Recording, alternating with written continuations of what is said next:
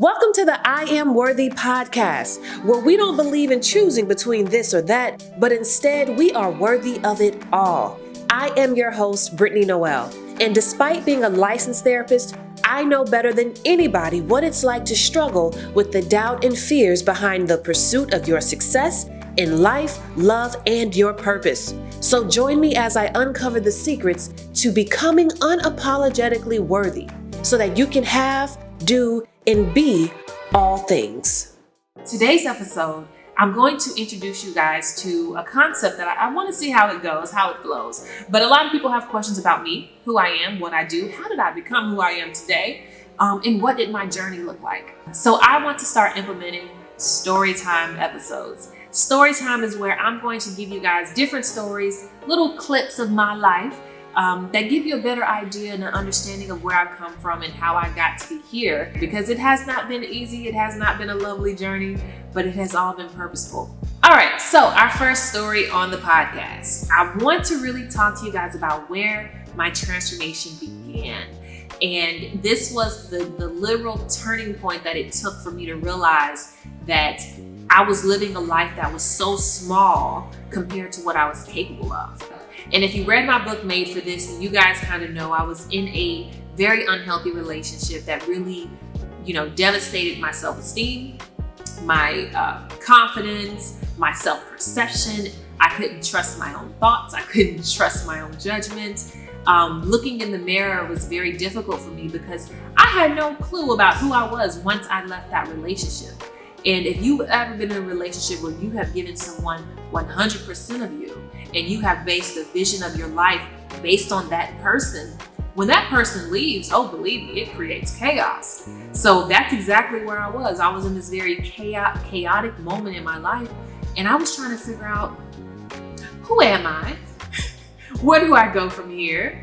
And that led me to having a very transparent conversation with God where I asked him, God, what do you see when you look at me? Because in looking at myself, when I looked in the mirror, there was so much ugliness that I saw. Whether it was the heartbreak, whether it was the things that I was afraid of, whether it was my disappointments and everything that I missed out on becoming, chasing this relationship. And I was so displeased at what I saw when I looked in the mirror.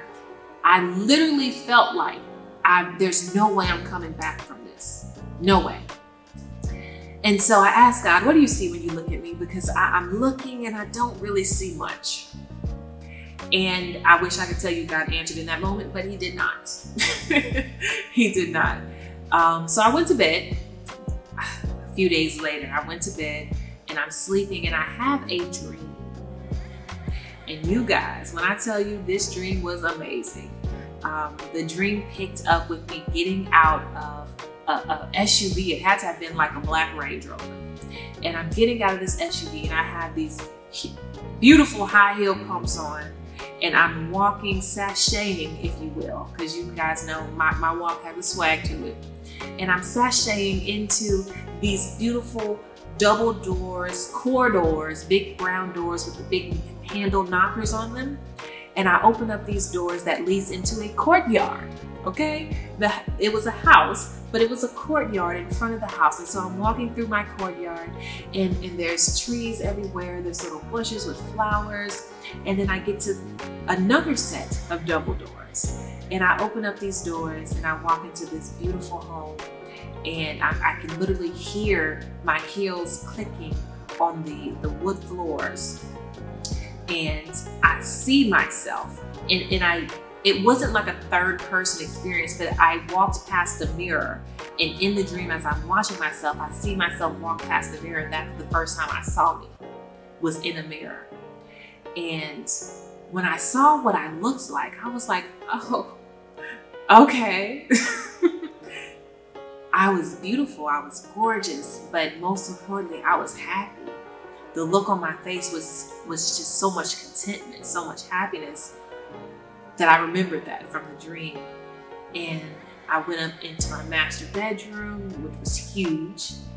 And I'm just walking around in this dream. I'm just walking around this house and I set down a briefcase and I'm humming and I'm singing.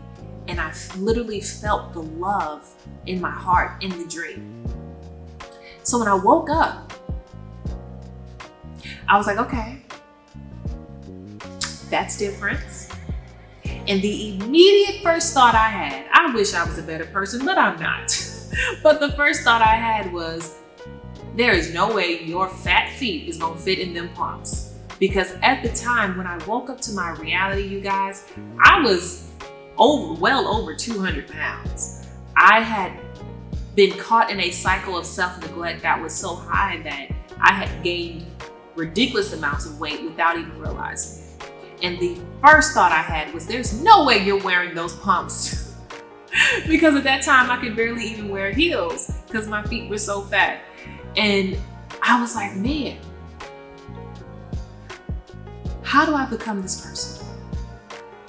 This person that I saw in my dream that looked gorgeous, that was happy, that was humming, that was singing, that had love in her heart, that was 100% content. And catch it, there was no man in this dream. That meant that I was 100% happy and content with myself. How is it that I can dream about a woman who is 100% in love with who she is and wake up to a reality? I don't even know who I am. How do I fill in that gap?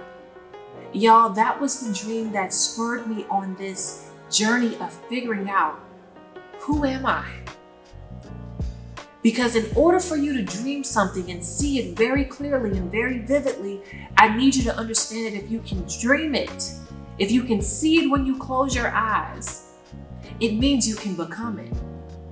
If you have a hunger and a thirst for anything more in your life, it is an indication, it is a sign that you already have that thing in seed form inside of you. There's a quote that says that everything you will ever be, you already are. You just haven't bloomed into that person yet. You haven't blossomed into that person yet. So if you're closing your eyes and you're seeing a certain life, if you're seeing yourself a certain way, if you can feel how it feels to be happy or be joyful or be in love, it means that you have the capacity to embody that thing. And so I held on to the vision of what I saw, of who I saw when I looked in that mirror, and I said, I'm gonna chase her. I'm gonna figure out what makes her happy. I'm gonna figure out what makes her feel good. I'm gonna figure out how to love her. And what you see today is the embodiment of that pursuit. It's the fruits of that pursuit. I was able to get my weight off when I realized that I loved myself too much to keep self-sabotaging. I was able to start humming and singing again when I realized that I love joy.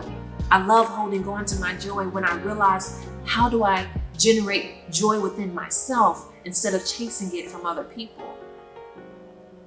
That was the beginning of my journey. I encourage you guys, if you guys have worked with me as a client, then you know everything with me starts with a vision. I will always ask you, what is your vision? How do you see yourself? What do you see yourself becoming? Can you see yourself as more than who you are today? Create that vision so vividly that when you close your eyes, you're there. That you can feel it in your chest. Be clear about who you want to become, and everything else falls into place. Chase that person, pursue that person. I had to get clear about what my reality was, what the dream was, and how to fill in the gaps. And what's significant, the minute I realized, okay, well, your feet ain't gonna fit in the pumps, I was like, okay, gym membership, here we come. But what motivated me to stay consistent in the gym, to stop eating Snickers at 2 o'clock in the morning, was the love I had for the woman I was chasing.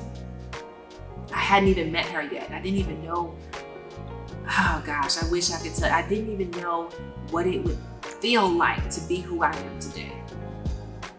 But I was chasing the hope of who I could be.